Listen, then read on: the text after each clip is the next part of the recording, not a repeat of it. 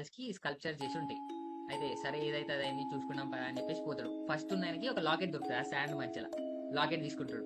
Locket తీసుకోగానే sand like ఒక మనిషి లెక్క ఫామ్ అవుతుంది. లైక్ మనిషి లెక్క అని కాదు, క్రియేచర్ లెక్క వచ్చి అతన్ని లైక్ ఇట్లా మట్టితోటి లైక్ ముంచేస్తుంది.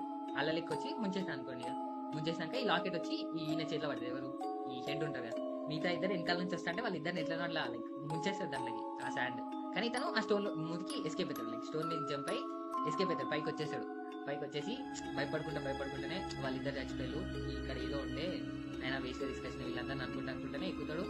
బయటకు వచ్చేసాడు. వచ్చినాక విండో జంప్ చేస్తాడు. సడన్ గా బ్లాక్ క్రియేచర్ వచ్చి ఇట్లా తను తీసుకోబోతుంది.